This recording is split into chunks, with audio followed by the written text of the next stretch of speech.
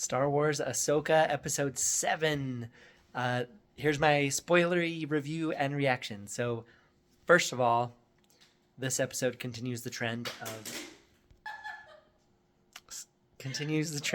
of every episode since episode 4 being really awesome and getting better and better. And loud people opening ice cream tubs. So it's exciting to see Coruscant as New Republic, but at the same time, I have like a big sigh of ugh when Disney New Republic comes on screen because I find them to be bureaucratic and borderline so stupid that they're evil. So let's check this scene out. All right, so we have Hera in trouble at the New Republic for breaking the rules like a rebel. They're getting all mad at her for going and investigating something that could possibly be a threat to the whole galaxy. And this is a spicy thing she says here. My job is to protect the people of this republic. And that is exactly what I was doing. In the best way I know how. I see the New Republic by ignoring direct orders. No, I protected the New Republic by ignoring you. Got him. Anyway, it's cool to see Hera. She's perfectly cast. All right. This guy right here. Boop, boop, boop. It's so frustrating how they're not... Let's just say this political scene on Coruscant was so dumb, but mercifully short. And Hera is awesome. And we get to see freaking Anthony Daniels as C-3PO again. This guy's like so inept that the only thing he can actually be is a spy. It's hard to believe that he's actually this dumb. So at this point, I'm just like, he's a spy because he's so dumb. It's cool to see 3PO because he's amazing. But his neck piece is weird. I don't know what it is, if they made like a softer neck piece or if it's like a different color or something, but something about his neck piece was weird. Folks may resolve the matter. I was about to say, the transcript shows that Senator Organa doesn't it look weird? Personally sanctioned General Syndulla's reconnaissance mission to Cetos. I think they did something with it. Let's move on. So when 3PO hands the data disk over to these guys, I was a little worried that they were going to do some kind of a like CG Carrie Fisher cameo, and I actually like it much better this way where they just mention Leia because she is in a position of authority during this time period. I'm really glad they didn't try and do like some weird young Leia. Unless they recast her and they were introducing the new recasting, that'd be cool. But I'm glad that they didn't show her at all. I think that's for the best. Look at it's freaking Clone Wars Anakin again. Also, I love Ahsoka's gaucho pants. In this war, you will face more than just droids. Look at this. General Grievous, Saj Ventress, even Count Dooku. I actually love that they keep using Hayden Christensen Anakin, and especially like doing like Clone Wars era flashbacks. I was a little worried that if they ever did do Clone Wars era flashbacks with Hayden Christensen, that Matt Lanter's voice performance from Clone Wars would totally overshadow Hayden Christensen, because Hayden Christensen has he has kind of he doesn't have a high voice, but he has a higher voice. Matt Lanter's voice is much deeper, and his voice is more like just like generically heroic sounding, whereas Hayden Christensen's voice is more like vulnerable, and it's not as like steady and deep. So I was always worried if they did a flashback, it just would clash with the cartoon. And I'm happy to say that this Hayden Christensen Anakin, like, I don't know if he's pitching his voice to sound like Matt Lanter or trying to merge the two performances, but this actually very believably is the same Anakin from the Clone Wars and the same Anakin from the movies. So I think he's doing a perfect job. And I really do think, I can't help but think that he's making his voice sound a little deeper like Matt Lanter's voice from Clone Wars. So Hayden Christensen is doing so awesome in this episode, and every time he's back in any new Star Wars project. Hopefully he'll keep being in good ones like this one and not like Obi-Wan. We're going to get pulverized if we stay out here much longer. They did a Star Wars. They said pulverized. They said they're going to get pulverized. So the show keeps doing a Star Wars, and some of them are good and some of them are cheesy, but that was good. They did a Star Wars line. Ahsoka took me on as her apprentice. She what? Why? I mean, congrats. So we continue the tradition that this show is establishing of people just telling Sabine to her face that she sucks and she doesn't have the Force and she'll never be a Jedi. Like Ezra Bridger, one of her most supportive and longtime friends, just like tells her to her face. She's like, I became an apprentice. And he's like, what? Why? That's good. Hey, look, here's Ezra Bridger's scar. Boop. He held still long enough for me to show you. But it's a scar he got in Rebels. And so it's cool. This show is super accurate to Rebels. Actually, we're going to see some of the Imperial, like, gunships. Basically, the evolution of the... Oh, gosh, I'm going to forget the name. Just the really cool, like, flying ships from Attack of the Clones. So we're going to see those that Thrawn has, which he had in Rebels. So there's so much attention to detail in this. I love it.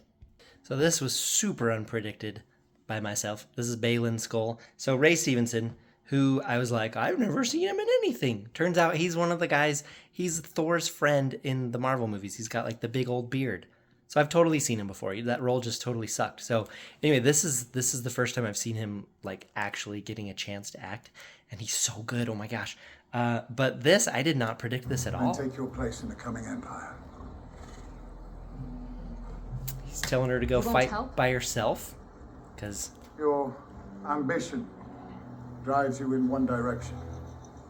My path lies in another. what in the world? Where is he going? He's on Peridia or whatever in another galaxy, and he's got some kind of master plan, and he is not going to help her fight the enemy. So I don't know. I'm excited to see where he goes. I'm actually kind of bummed because it's starting to seem like he's going to live through this season. Like they had a plan for him in multiple seasons. So, and sadly he died. And so I don't know if they can recast him. But I'm just sad that he died. I mean, for his friends and family and him, but also because they seem to be building him up to be something awesome. Side note, how many seasons are they going to milk this for? And I'm starting to worry that this season is going to be a major cliffhanger, which is, I don't know if emotionally I can handle that, but I guess I have to because I'm a grown-up and this isn't real. I know. This music is so cool when these two are fighting. Listen to this. So awesome. The music in this series has been amazing. Kevin Kiner is crushing it. Look at this awesome shot. It's like an old Japanese movie. All right, look at this guy throw a frying pan in this guy's head. Also, Ezra Bridger fighting with no weapons is probably the coolest thing ever. I love that he's actually been allowed to become better and stronger in the Force and is not just being upstaged by his female co-stars. I know that might be controversial to say. It's just been annoyingly popular in movies lately. So I really like that Ezra Bridger is clearly more advanced than he was last time we saw him. Now, last time we saw him, he was at the absolute top of his game, but this, boop, seems like an appropriate evolution for the about 5 years that he's been there. So this is so cool. All right, Ezra Bridger fighting someone that has a lightsaber with nothing in his hands at all. You may not have noticed this because it was so subtle, but watch when she swings around and she's going to hit him and then he puts his hands up. Watch what her lightsaber blade does. See that? So the blade almost looks like it was blurring in the places where he was pushing it, and it made a really cool noise. So cool. What is he thinking on this part? He looks so contemplative.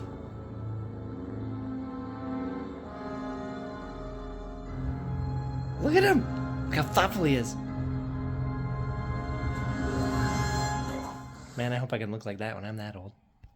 All right, so Ahsoka arrives at the last minute to help these guys, and the little child bad guy dark side girl tells the stormtroopers to fire, and Ahsoka turns on her lightsabers, and so the stormtroopers have had 5 minutes to aim their guns. And they start shooting, and it's just like way over their heads. And it's like, you stormtroopers are so hopeless with marksmanship. It it is like beyond a meme at this point. They suck so bad at shooting. Like seriously, they were surrounded them, and they probably had at least, I don't know, let's say at least a whole 15 seconds to pull up their rifle and aim it at them. And like, I guess Ahsoka shows up and it just rattles them and they lose their aim or something, but they suck so bad. Also, this little circle here is like a circle of wagons in like a Western movie, like a Final Stand Western movie.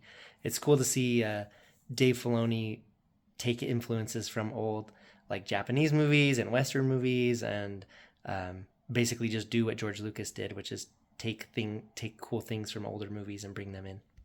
Can I just say how delightful and refreshing it is? Just the sheer number of like headshots and head and neck slashes in this show. Like, I love that they've upped the level of like Star Wars violence. Like, it's still like pretty, you know, like PG-13ish, but I love that they've upped the level and made it so much more lethal. Like, especially since this is like a continuation of Rebels, which is constantly not really killing very many. Like, a lot of people get killed in Rebels, but there's a ton of people that get into like an altercation with the Rebels, and then they end up being like, oh, I'm kind of hurt. And so it's really cool in this to see all the like neck slashes and like headshots and stuff. Ezra Bridger, take this guy's rifle and shoot him right in the face. Thrawn is so amazing in this show. Lars Mikkelsen, same guy that did his voice in Rebels. They've written him and he's being performed so perfectly. I hope Timothy Zahn is happy. I hope Timothy Zahn is involved with this. And if not, hopefully he's at least happy, because I think they're doing justice to his character. There's only one more episode after this, and I am actually really worried that the whole series is going to end on a cliffhanger. I've been loving the series so far. I hope it's good. I hope they can stick to landing. But there's this little voice in the back of my head that says, does any of this matter? Because episodes 7, 8, and 9 are still canon. So I'm hopeful, but there's a dark shadow over all of Star Wars in this time period, and that is episode 7, 8, and 9. So I hope the last episode is good, and I hope it is a good conclusion and doesn't leave us hanging too much. So anyway, thank you for watching. Let me know what you thought of this episode. I absolutely loved it, and I can't wait to see what Baylan Skoll's going to do, and just see how it all goes. So this is uncharted territory, even though 7, 8, and 9 is hanging over them. But we don't know Ezra Bridger's destiny, and he's one of the coolest characters in all of Star Wars. So I'm excited. There's a lot of haters online right now, but everything I'm seeing so far is amazing. So good job, Dave Filoni. Keep it up. Okay, thanks for watching. Bye.